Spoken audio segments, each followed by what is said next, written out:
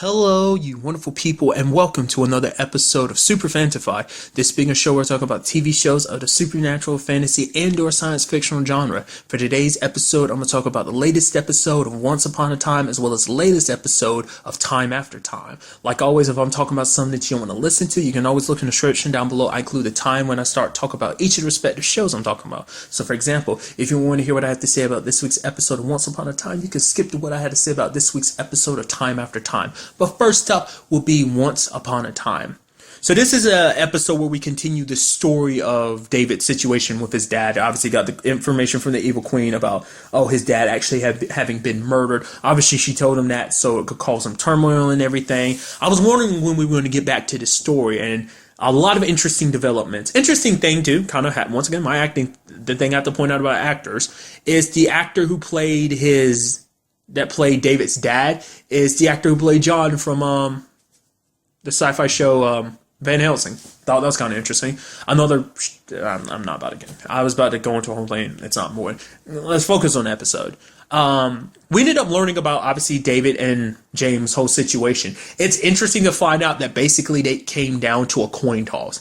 That depicted everything because their situation is kind of it's not even a nature versus nurture. It's literally a nurture versus nurture. They grew up as it's the potential to be like the same person, but each person is different and leads a different life. The fact is that David had very loving parents. Sadly, James had a very cruel father to raise him. But it's a situation of like, David's father was a drunk because he couldn't handle what he did. He gave away James, not by choice. It was a situation where Rumpel came and was like, "Hey, I can save one of your son, I can save your sons and let you keep one of them, or I can do nothing and they can both die." So it was a situation that he regretted. Like he gave away his son, and even if it was meant to save his life, that was still one of his children he had given away. So he spent most of his time drunk, kind of numbing his pain because it's like, "Oh, I'm not a good enough father. I couldn't save I couldn't keep my other son, so it's like, how can I be a good father? I couldn't protect that one son, so how can I protect this son that I still have and be a good enough father for him when I couldn't do the same thing for my other child?" So that's why he fell into despair, just his only way of handling the situation. But we end up finding out that the reason, like he said that he was going on a supply run, that's the lie, but really he was going off to find James in that 2 weeks he was going to come back and everything. And it turns out, because apparently James had been kidnapped, that's what King George was going on about. But it turns out he wasn't kidnapped because David's dad went to Rumpel for help and found out like, oh no, James just ran away. I mean, which is understandable. And like I say, it's so sad because we see, like, James only became the person he became simply because of who his dad was. It's like, oh, you're going to be this image of me. He wanted kind of someone to be like him, and he kind of molded a boy that didn't want to be that way into him because it's like his dad wanted him to kill people, do all these things. That's why he ran away to a place. What's a place called Pleasure Island? I was looking at it as like it being a carnival and everything. I was like, there's no way this connected to Pinocchio. Oh, it's like it is Pinocchio. But then I start seeing him as a wooden boy and everything. I was like, no, it's not actually Pinocchio. Is it? It's someone else. I was like, I didn't know there were other wooden boys. Then later on, turns out I was like, in fact, it was Pinocchio because I forgot. I was like, right, when we began this series in the Enchanted Forest and everything, obviously before the curse was enacted, he was a human boy. I was like, right, because he'd already, he quote unquote got his happily ever after, and him and Geppetto got their happily ever after, and he became a human boy. So I was like, obviously there was the adventures he had as a wooden boy, which is something very interesting that Pinocchio kind of brought up. The fact is, he was like, yeah, I never actually returned all the pages to Henry's book. I tore some out. Basically, some of his time as Pinocchio, like as a wooden boy, he preferred not to let that be kind of known because he's kind of embarrassed of the stuff he did back then. So it's a situation of like, I don't know. I'm sure that maybe we're going to dive into that later on. Maybe not. I mean, Once Upon a Time is pretty good at like, once a storyline's kind of brought up, it's like once something become apparent, it's like it's not dropped. So they threw that up for a reason. I feel like that's going to play out later on. But Pinocchio had crossed paths with David's dad, obviously not knowing that at the time, but he was there trying to rescue James. and it ended in a situation of costing him his life because the king was like, "Oh, you're trying to stand in my way with this whole situation. You don't want to sold your son to me in the first place. Okay, let's get rid of this guy. He needs to be taken out of the way. I'm not going to have because he wanted to do right by his son. He wanted to make David proud, but he also wanted, for once in his life, in his mind, do the right thing for James. He's like, I failed him before 6 years ago, but I'm not going to fail him now." And kind of going back really quickly to bring up the Rumpelstiltskin thing. There was a situation where Rumpel was like, "Okay, I will help you out, but I need you to do one thing for me." It's like, "Oh, you give me your single hair from your head," and he basically gave him directions. And so obviously hair is a powerful thing. Like, it's like, oh, even though it's something so small, it can be so powerful. But the fact is Rumpel kind of just threw it away like it was nothing. And then he said a line of like, yeah, I hope someday we're all lucky enough to find our way to our sons. So the fact is that he threw the hair away, didn't keep it in a tube or anything, or just locked up or in a case or anything. Makes me go, you were just lying. You were just doing your thing and you can't have people know that you're being soft, because you are the dark one. So, but it's a situation where it's like he sees one man trying to do right by his son, and it's like, I guess there's a part of him, like, this is probably like, he made that deal with David and James' dad before probably things between him and Bellfire kind of fell apart, before Bellfire became ashamed of him and everything, or at least scared of him, because it's like, no matter who you were before Dad, you were still my dad, and now you've just become someone obsessed with magic. And the fact is, it's probably around after this time, it's probably like sometime after it was like, hey, I wasn't able to give up magic for the sake of my son, so maybe he was in that mindset at the time, the reason why he was like that. So I just thought that was kind of interesting. I mean, it kind of coincides with now too, because it's like, it's kind of a repeat situation to a certain extent, except, this time with Gideon instead. So it is kind of a weird way we actually think about it. It is legitimately a repeat of history. Now I'm thinking about it, but nevertheless, because obviously the whole episode is about David getting his revenge, and he brings Hook into this, which it's super sad about the whole situation, because you have Hook, having the whole conversation with Archie, Jiminy Cricket, about the whole situation of like, hey, he wants to propose to Emma, but the fact of the matter is he has David looking at him like just a pirate. And it's sad, because to me, I look at it as super sad as being like, David, even after everything Hook's been through, everything Hook's done, David still looks at him like that. At first, I'm like, okay, obviously he's just lashing out at Hook because he's dealing with this whole situation with Dad. He's seeing his dad ghost and everything. It's just bringing up all these feelings. Because for David also, he never, he always knew his dad as a drunk. He never really knew the real reasoning behind everything. Like, oh, the truth is that his dad was trying to make up, bringing his brother back home to fix their family, because he thought that was the only way he could fix himself. It's like, if I fix what caused this from the very beginning, our family, if I can make our family whole and right again, then maybe I can fix myself and make things better for us. But it's like, he thought like, oh, his dad got drunk and died, so it just, like, for such a long time, he thought of his father one way and even hated and despised him, to the point he's like, I don't want to think about you. But now he has to face the fact is that his dad wasn't the bad guy he thought he was. That the fact is his dad was going through a lot, and his dad tried to fix it, and that's how he ended up dying. Because, obviously King George ended up hiring some people to finish him off, which I'll kind of get to in a little bit.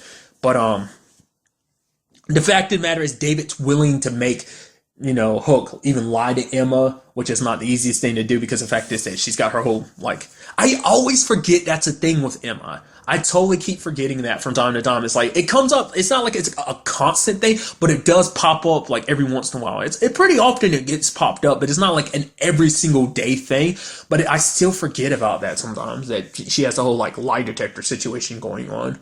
But the fact is that, he did kind of skate around it by telling her some of the truth, not everything. But the fact is, David's kind of like, hey, like, the fact of the matter is, the time that I need you to be a pirate, you're not one. It's like, because, he's trying to change. He's always been in a process of changing. And it's like, he wants to be good enough for Emma. And like, to me, I think it's sad that David never saw that he, even at this point, no matter what he's going through, he still looked at Hook as the pirate, because he was like, I can't tell Emma or Snow, but I can bring you along because you're a pirate. You won't stop me from doing what I need to. It's like, Hook knows what it's like to go down the path of revenge. So it made perfect sense for him to be the one to stop David. I mean, granted, he's not the only one. Obviously, there's a lot of people that have been down the path of revenge. Regina would be another good person, too. But it's a situation where it's like David was so blinded by rage finding out the truth about what happened to his dad that he went to try and attack the king in jail, giving him a knife and everything. He's like, okay, fight if you think your life is worth it. But Hook luckily stopped him. And you know, it's very interesting when David kind of broke down and was like, the reason why he was so mad, because it's like, my dad did the right things. He was doing the right thing, and it didn't pay off in the end. He still ended up being dead. As being the good guy, is that enough nowadays? Because it's like, he's like, what if Gideon comes back and hurts Emma? What if him and Snoke can never be together again? What if this curse will always be a thing in their way? It's like, maybe just following the rules, always playing the good guy role isn't enough for it anymore, because like, you know, that's just the path to destruction, that you're just going to lose everything anyway, no matter how righteous your path is and how, you know, good you've been. It doesn't matter, because like, you know, good guys can lose any end just like bad guys can. Because in this particular case, it's like you have King George here, even though he's locked up and everything, he's fine. He still has his life. And you know, he so effortlessly brings up the fact that it's like, oh yeah, your dad, yeah. I didn't kill him. I had someone else to kill him. I mean, you know how that's kind of sad. You were kind of probably hoping that he'd come back to you, your brother in hand and everything, and then you have your dad again, and it's just like you rubbing it in his face. It's like, why are you being such a douchebag? I mean, granted, he's always been a douche, but I guess in this situation, it's like, I guess he'd rather David kill him. I guess it's just like, I guess it's a sense of like, if I can make you do something bad, like it kind of makes up for it. I mean, I guess it's kind of the same situation as like the whole Snow and Korra situation, her being the one that actually killed Korra and kind of darkened her own heart by it. I guess it's a situation where it's like, as long as I'm able to do that in the end, it makes it a-okay. I mean, it was never like anyone's plan, but Regina for a little while was kind of like, oh, now I see that your heart isn't as pure as it used to be. It's as you can see, it's very dark, much like my own. I mean, not to my knowledge, I could be remembering this wrong, I don't think it's nearly as dark as Regina's was, but nevertheless. Which finally, by the end of it, David's, you know, after talking to Hook, he does realize, he's like, you know, you're right. I've been looking at you the wrong way this entire time. Like, the fact is, you've done what most people have not been able to do. Like, that's the hardest thing for anyone to do, good guy or bad guy, and that's change. And he accepts Hook's, you know, because Hook wants to propose to Emma. He's like, of course you can have her hand in marriage.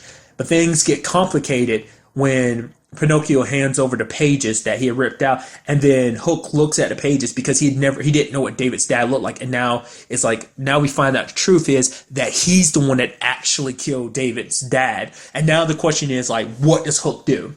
Because obviously he got the blessing and everything, and the fact is that, yes, David has kind of moved past it. The fact is that he accepted that King George was behind it. When King George did hire those guys, I mean, was offering those knights to kill him, but they never got a chance to. Hook did. And yes, that was back when Hook was evil, but that still doesn't change the fact is that he's the one that killed. You know, that's not something easily forgiven. And I mean, obviously that's a big theme of this show too, is like learning to forgive. And it's not the easiest thing, especially after he had given Hook his blessing to marry Emma. And now it's like, oh, I'm the one that also killed your dad, the one that caused you so much anguish. You know, the reason, you know, I'm part of the reason why you thought your dad was just a drunk or whatever. I kind of played into that a little bit. And it's to the point that he had Emma's ring there after he told her to go back in the house. He had it open, but he puts it back up because, you know, in his mind now it's a situation of like, I don't even deserve to marry Emma. I can't propose to her knowing what I know now. Like I said, I'm very curious to see what Hook decides to do, because obviously I've said it now. I'm sure, I don't think I've ever said it for this, but it's something I've said about different shows. Secrets don't stay secret for long. Eventually they'll come to light. I wonder, did Pinocchio actually have, well, because the fact is, that's not part of the storybook. Those are part of Pinocchio's stories. So the only person that knows the truth, obviously there was the ghost of David's dad wanting him to know the truth, which he threw the coin away, which I guess like his spirit was kind of tied to that. So that's why. But at the same time, it's also, you know, part of Hook's story. So that's why it went, well, not unless it's somewhere in Henry's book too. So, which that does beg a question too. Like, how would Henry feel about the whole, like, Hook proposing the Emma thing? Like, obviously he's had the biggest problem, like, with Hook, almost like, kind of not, he's like, yeah, I accept the fact that you're dating my mom and everything, but still it's just kind of like, you know, Henry was never, him and Hook are better now, obviously, like, subsequently, since learning more about Hook's past and everything, like they have gotten to a good point. I don't know if he'd be 100%. I think he'd be okay. Like it's kind of, I feel bad for Hook because that was never an issue between Robin and Regina. He never had a complaint. I guess because it's like, yo, my mom's marrying, like, dating Robin Hood. Like, obviously I'm cool with that. Like, he's a good guy, but it's like Hook's got a questionable past and everything. Like, even more so now with this new discovery. So very interesting developments. And speaking of Robin and Regina, we do see them kind of in this episode. There was a whole situation of Zelina popping up, and it's like, oh, the fact of the matter is, oh, you haven't told him about him being a father because, well, I'll get to that in a second, but it's like, no, she hasn't. She's like, I'm gonna ease into it. It's like, well, just tell him that when it's all said and done, he's not going to be able to pay, like, this child will never be his or whatever. Like, he has no claim over the child and just disappears. It's like you literally pop up just to say that, not even apologize for all the trouble you caused the evil queen and stuff. Sure, but the fact of the matter is, like, I feel like shouldn't there be a part of you that wants him to actually kind of meet this other Robin, your child to meet this other Robin, because it's like, hey, at the very least, she has a little girl, doesn't she? Because I was thinking about that, because like, I went back to just saying your child just because I couldn't remember her. I'm pretty sure, yeah, because the child's also name is Robin, so I'm thinking, I think they were like, oh yeah. So I think they had a little girl, but it's like, doesn't she deserve to kind of know her dad, even though it's not technically her dad? Because that's a whole conversation too that Snow brought up to Regina. It's like, how can you bring him back? He's not necessarily, Robin Hood. And she's like, I know, but the fact is he came here and everything. She's just like, she's like, I'm just worried. She's like, you don't know who he is, because he led a very, it's kind of, once again, the same situation with David and James, because she's actually the one that kind of brought up the comparison, because she's like, yeah, because I kiss my husband's twin brother, and it's like, yeah, they're completely different people, because it's a situation of nurture versus nurture. It's like, this Robin led a completely different life than the Robin she knew, and it made him a very different person than the Robin she knows, which she was, on some level, she was just hoping that she'd be able to get Robin back in some shape or form, even though he's not her Robin. Maybe in some way it's like they could get acquainted, and then, it'd be almost like it's that again. But then she sees the fact is that Robin's trying to kill Nightingham, but it's, just because it's like, because of his own personal experience with the story, he's like, yeah, the fact is, I'm not that person here in the storybook. He's like, I don't care. That's who you were in my world or whatever. So it's like, he was dead set on doing that, which Regina stopped him, which later on you have Robin pointing out his version being like pointing out the hypocrisy. It's like, yeah, I see that. Like, while you're like, yeah, you're like, you're stopping me from killing him, and it's like, look at all this stuff here. The fact is, you enacted this curse. It's not like you're 100% the hero yourself. But it's like, no, Regina knows more so than anyone how much, like, getting revenge and hurting and killing people, like, how much that will backlash on you, because you will regret that later on in life, especially because he is Robin, and then even though he's not necessarily the father, that's still your daughter that will come back to kind of point out, like, oh, daddy, like, she'll have to suffer the ramifications of you doing these bad things. It's like, oh, because it's also a situation, well, because Regina knows from personal experience, like, doing all that stuff won't give you satisfaction. It might feel good at the moment, but eventually it will weigh down on your heart and your soul. But also it's because, like, it's like, because also in Regina's mind, I'm sure it's kind of like, you're Robin Hood, you're supposed to be the good guy, so you're not supposed to be doing the whole bad guy thing. So, which there was a whole kiss thing, and it was like, oh, but then you saw the look on Regina's face. I'm like, you didn't feel it didn't feel right. And she even talks to Snow later and being like, yeah, she didn't feel anything because he's not her Robin. That, like, true love's kiss, she didn't feel it like she felt with Robin. So it's sad. It's like having a complete stranger there with the face of someone you love, which it does beg the question, if he's not here for Regina, then why is he here? Because it's like something brought him over here. So it's like, maybe it's a situation where he feels strongly about Regina. Because the thing is, because I thought it was going to be a situation is like, he's always going to be upset because it's like, oh, you're just constantly comparing me to your Robin. I'm not your Robin. I'm sorry that I'm not the Robin you want me to be. I thought it might be that type of situation. Maybe it eventually kind of become like that. But it seems like Regina was very hesitant to really tell him anything about Robin at all, just because she wanted to kind of ease him into it, and just, more so than just easing him into it, she wanted to kind of ease back into, I guess, the situation of like, oh, let's take some time, get to know each other. Maybe it'll kind of fill the hole in her heart, but it's not a situation of like, maybe in some way she thought she might be able to replace the Robin she lost with this Robin, but it's like they are two very different people. I mean, which isn't to say Robin will ever be replaced in her heart, but at least she could move on and feel better. Just kind of like the whole Emma and Neil slash Bellfire situation. Like, she moved on, and obviously her and Hook. So maybe a similar situation, but it does seem he has his own plans because he ends up stealing some kind of item from her during the episode. So I am very curious to see what his plans are. Because I was also wondering, like I brought up before, like, I feel like we're not completely done with that world. Because I was like, maybe this has something to do with Gideon. Maybe that's what this is all about. Obviously, Gideon's going to go after Emma. Maybe this Robin is meant to be a means of getting in Regina's way. Because Regina won't be able to do anything because it's Robin. He might not be her Robin, but he still looks like him. And so, you know, as they constantly reference, like, oh, having a heart and being in love is a weakness. It's kind of like, you know, the bad guy motto of like, why waste your time on feelings and love and emotions and stuff like that? They're just nothing more than a weakness. So very interested to see how this all plays out. Such a good episode.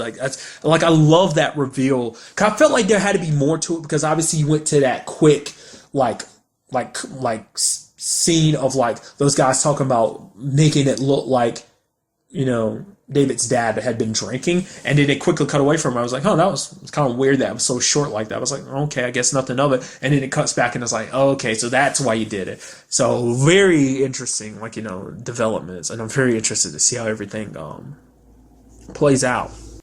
Especially since Robin does know that he is a dad in this world. I mean, technically he does have two children, but only one of them's here. I am curious, will he try and claim Robin? Because it's like, no, even though this isn't my life, the fact of the matter is this is what my life could have been. So it's like, yeah, I want this child because it's like, he has nothing in his life. So maybe it's to be a situation where like, we also have a situation where he tries to claim everything. It's like he has feelings for Regina. It's like, oh, she understands me. She knows so much about me. This is my opportunity to get what I couldn't in that world. Like the happy ever after that I deserve and all I was supposed to have, except my life played out the way it did in that other world. Maybe it'd be something like that. So maybe he still tries to steal his child, and maybe he tries to be with Regina, or maybe we get the salt on the wound, and it's like, oh, instead of being with her because he isn't her Robin, he's kind of like a different Robin, which is kind of leaning towards a way of being like possibly an evil Robin. Maybe the salt on the wound would be him and Zelena, just for drama purposes, to make things even more complicated. I feel like Gideon would probably come to her too, because it's like she's obviously there's a whole situation of her and the evil queen, which obviously that's still a storyline that needs to be dealt with too. But I'm very curious to like who. Obviously Gideon's going to join up with somebody. Obviously not necessarily his dad, because it does seem like, even though it seems like Rumpel might be more willing to help him being the Dark One and everything, it does seem like obviously him and Belle are trying to work together to make sure Gideon comes out of this okay. And at what point is, you know, the Black Fairy, Rumpel's mom, gonna pop up? I want to see what she's up to. Or it might be a situation where Gideon's the one you have to deal with now, and then maybe they're setting the Black Fairy up to be an antagonist of next season, or maybe they are just setting her up for the rest of this season. So we still actually got quite a bit of ways to go for this season. I do forget that, because the second half of the season's only just started last week, so we still got like quite a few episodes to go, you know, with this season. So a lot can happen in that time. So we will just have to wait and see. And now moving on to this week's episode of Time After Time. A very good episode. We learned a little bit more about the time machine. We learned that basically it's something called an Alexandrian stone. It's like a gemstone. It's what basically lets the time machine do what it does. Basically, I didn't know, I never knew that was part of time travel. Apparently, travel, fourth dimension. I didn't even... a lot of the science went over my head, but I didn't even know that was even a thing connected to this whole situation. I don't know. Time travel is because everything kind of has its own concept of time travel. Some people treat time travel as time is kind of warping backwards. Like Timeless, for example, treated it like it was like a funnel where time kind of bends upon itself. That's how you literally time travel. Like I said, granted, I don't know how that really works, considering, this isn't about Timeless, so I'm not going to really go into that. Obviously, everything's got its own version of time travel. So it's going, obviously, we're still learning the kinks and everything about time travel in this particular show. So obviously, there's a new guy they help on the team. His name is Martin. He's a very smart dude that's basically there to try and... Because basically, George wants to make it so that the machine, even without the key, will automatically pop back there, where, at least wherever they want it to. But currently they have it set to pop back at Vanessa's place, because this way John will get the machine and think like, oh, because he has the key, he won't have to worry about the time machine bouncing back. But like the moment he travels, it will automatically move back here like a second later. So, but during the experiments, the gemstone breaks, and so they have to go talk to someone that Jane is familiar with, a dude named Paul, who apparently she went on some dates with, but there was never anything there because it was like no sparks. Because obviously throughout the entire episode, it's like the back and forth between Jane and George, just kind of like, being a little flirtatious towards each other and everything, just being like, I don't know. Side note too, about the actress who plays Jane, her name is Genesis Rodriguez. I feel like I've seen her somewhere before, because I saw her name and I was like, I feel like I've seen her name. I don't know whether I've heard it, which because I think Genesis as a name is like pretty badass. I know, just for like biblical reasons and stuff like that, but still, it's just a badass name. But it's like, also, I feel like I've seen her and heard her name come up in conversation before. I just can't exactly remember where. I actually looked at her, like, some of the stuff she's been in, which she's been in stuff I'm familiar with, but it's like, I don't know if that's where I know her from. I think I take it back. I think I know what I've seen her in. I mean, I think I'm sitting here thinking about it. I think it was like an episode of The Late Late Show with Craig Ferguson. I think it was one of those where I remember her, like, I don't know, like, I don't remember it that well, but I remember that being something that popped up, like, oh, she was up there. So I was like, yeah, that might be what I'm remembering, but I don't know, because I definitely remember her name.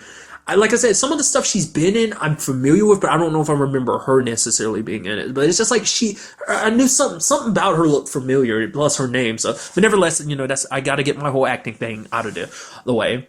But it's like, they're so cute together and so obvious. It's like, there's something there, especially when Paul starts flirting with her. And I mean, he's like seriously flirting with her. He's like, oh man, Jane, you looking good. You look good. She's like, oh yeah, you look great too. He's like, oh yeah, it must be from all that CrossFit. I'm like, so it's like, what? Can you sound more full of yourself? It's like, dude, and making it so obvious. And you have like George being like, so can we go on with this? And he's like, yo, so tell me, is there something between you and, George? She's like, remember you and George? Because I mean, if it is, I'll stop flirting with you and everything. She's just like, oh, you almost see it like, because I was like, is she oblivious to it? It's like, no, she knows that she's just completely ignoring him because they had been on dates before, but she didn't feel the spark, And kind of talking about the whole conversation of just relationships and stuff like that. Kind of find out a little bit more about George and his ex-wife, Isabel, the reason why they didn't work out. Because basically, it was a situation where he felt like she didn't understand him, that his need to understand things and just discovery and stuff like that, like, being so, like, it's a situation where they'd have similar interests, and his interest wasn't something that she could align with, so he's like, it's something that we both knew wasn't really working out for us, so, I mean, granted, I'm sure there's a lot more to that than we're really getting the story to. I mean, I feel like it's such a plot point that they're bringing up. I feel like that's going to turn into something. I just don't know what yet. So, but getting back to it, it's like they're so adorable. I'm going right ahead and skip to it, but I love that moment at the end where it's like they're kissing and then the spark kind of happens. He's like, oh, did you see that? She's like, and then he's like, oh yeah, it's this. And she's kind of like, shut up. And just like go back to kissing and it's sparking. It's like, I like the fact that you got the sign of the literal spark. Once again, I brought it up in the last, when I was talking about the premiere and everything. You obviously see that's where it's going, and I want you two to go together because it's such an obvious fit. You are so flirtatious. You like each other. It's so obvious because they both brighten up when they're around each other. Like, because it's such a, I think the actors do such a fantastic job, of showing how happy they are to see each other. I feel like you see the radiance in their faces when they see each other. And I think the actors do a very good job of capturing that.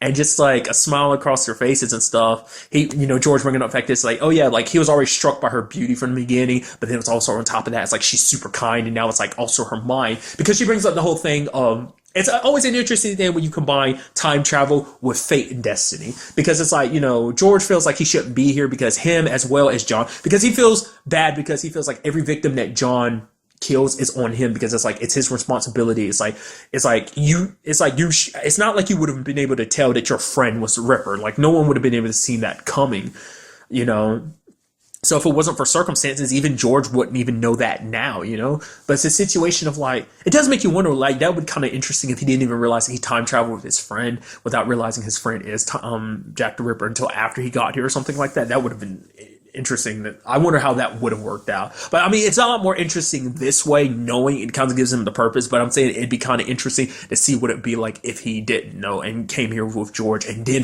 came here with John and then found out about him being Jack the Ripper.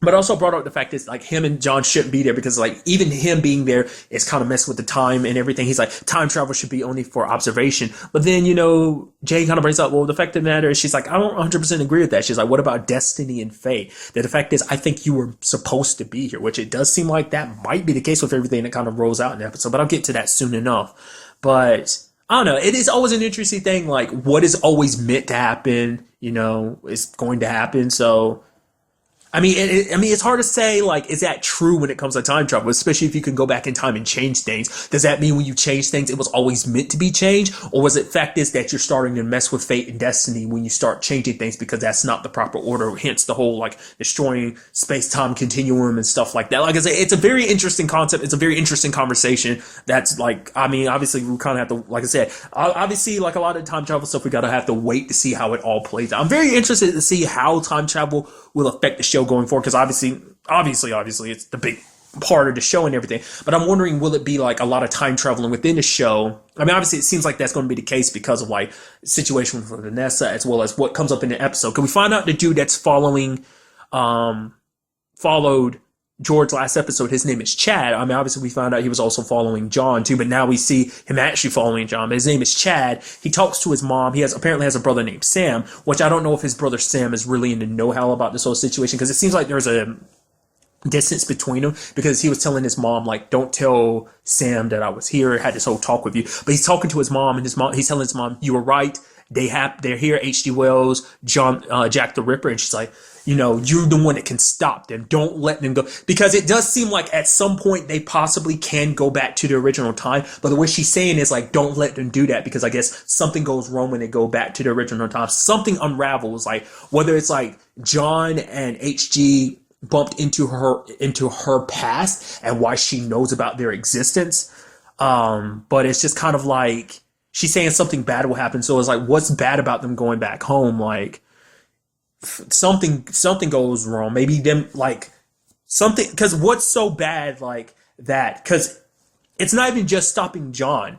Like, Chad tries to kill George too. So I can only assume it's a situation of like, stopping John isn't enough. You got to stop Wells too before he causes some mass destruction in a timeline. Like, him being there changes a lot of stuff. I don't know. Like, obviously the timeline seems stable enough, because obviously a lot of stuff has already happened, because he's already met Vanessa. He's already done whatever influence he has to Chad and his family. But that's the question. Like, does his brother Sam know about it too? It seems like his brother might be in the dark about it, because it's not like he believed him anyway. But I mean, he is dead now, so I'm very interested to see where that goes about, because also kind of tying it together. We had John in this episode meeting a lady named Brooke. At first I was like, okay, that's weird. Like, you just randomly bumping into her life. Oh, okay, maybe it is nothing. It's like she's a neurologist, and she's having this whole conversation with John, which is very interesting, because it's that conversation I brought up last episode of him balancing the monster within him with the human side of him. And it's like, you see a little bit more of that human side, because it's like, oh, I've never really seen you really, I mean, at least to the knowledge of watching the show, ever seen him take an interest in someone like that. I mean, granted, it does seem like in a weird twist the way he's taking an interest in Jane. It's like, oh, we're on a first name basis now, aren't we? Well, good to know that, Jane. So it's like, in a twisted way, he's kind of liking her. I guess it's kind of like, because he is a predator, he enjoys the hunt and the thrill of it. So I'm sure there's that side of it. But it seems like him and Brooke kind of hit it off and everything, which is kind of like, once again, bringing back the fact is like, oh, seeing the human side of him. And it's weird, because it's like, him as Jack the Ripper. As you saw at the beginning of the episode, he killed that lady and then killed her roommate. And it was just like eating like something he heated up in a microwave, which, like I said, it's kind of interesting seeing him get readjusted to it, because he's like, sitting there looking at that. All those suits and all that, those well-dressed clothes and all the watches and stuff to put on. It's just like, you see him kind of basking into this life, trying to readjust to the fact that, hey, life is different here, which he's also being known as the key killer, is what he's being known as.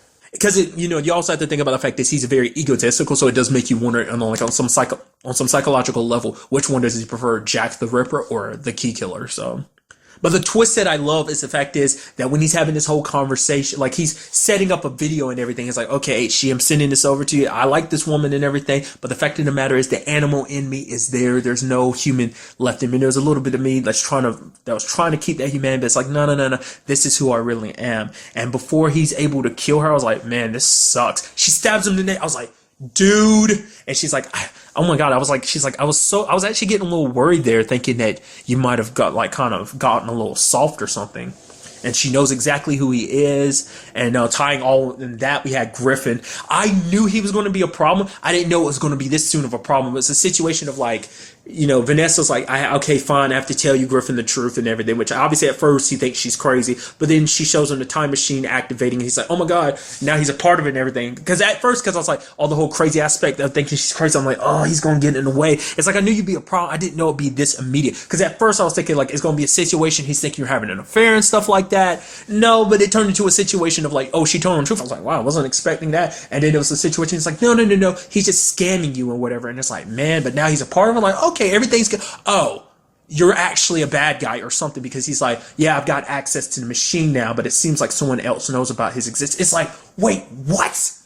So there's at the very least maybe 3 groups, maybe even 2. Maybe Griffin works with Brooke, who's currently got John like strapped down and stuff. So it's like, the question comes up, like I said, I brought it up last episode about like, what if there's some like twisted cult or whatever that's connected that wants because it's like, oh, because the way she was talking about it, it's like she didn't want John to be soft. She needed Jack the Ripper. So maybe there is some kind of like group or whatever that wants him to be Jack the Ripper and go across time. Like, I mean, I don't know. Like, why would you want a serial killer like on the loose?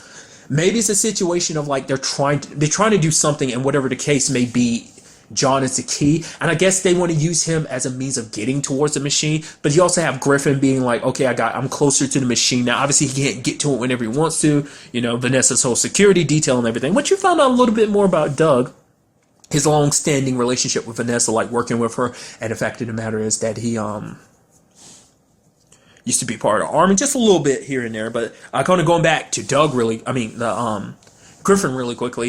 It's like the fact of the matter is he's he's working his way to become a senator. So it's like maybe that ties into it all as well. Because it's like, where does this all go? Like, how many groups are out there? Because obviously we got Chad and his mom. Now we have Griffin. Like I said, it depends on whether he's connected to Brooke or not.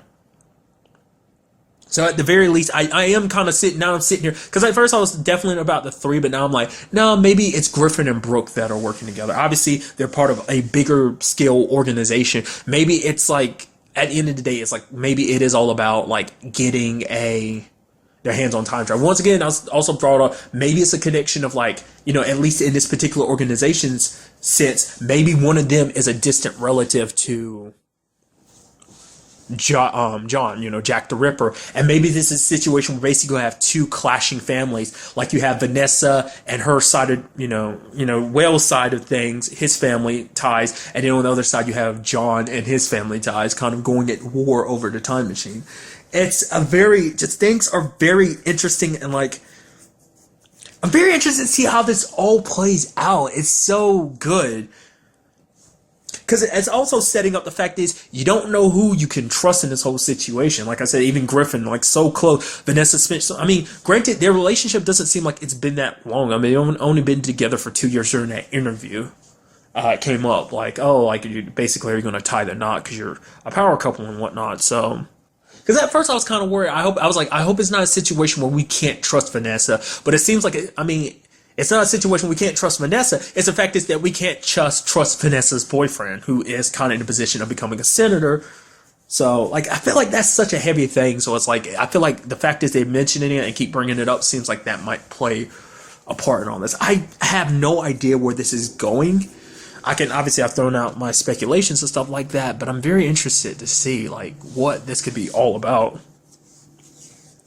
What could be so bad, besides the whole time continuum destruction thing? I mean, I feel like all that should be fixed with John and George going back to the original time, but maybe when they try to go back to the original time, things unfold. It's one of those situations, like a cycle thing of things have already happened, and now it's like, she, the older lady wanted her son Chad to stop those things. Like, you kill them now, you prevent them from going back in time and doing everything that I'm currently warning you about that they do. Which, like I said, we still have no clear picture about that. I mean, granted, we do know that Chad's dead, but that's why, like I brought up earlier, I'm very curious to see how much Sam knows. But it doesn't seem like his brother Sam knows much. But now his mom's probably gonna pull him in on this, maybe, because you do have this situation of like trying to, because obviously Doug is looking into, like, it's like, oh, check him out. Like, I wasn't expecting him to be dead. I thought it was a situation of like, oh, he'd be kind of a continuous antagonist, but maybe that's the case. I don't know. Cause it makes you wonder, does Chad have any background, or is he just like a regular dude? Does he have a military background or something like that? So,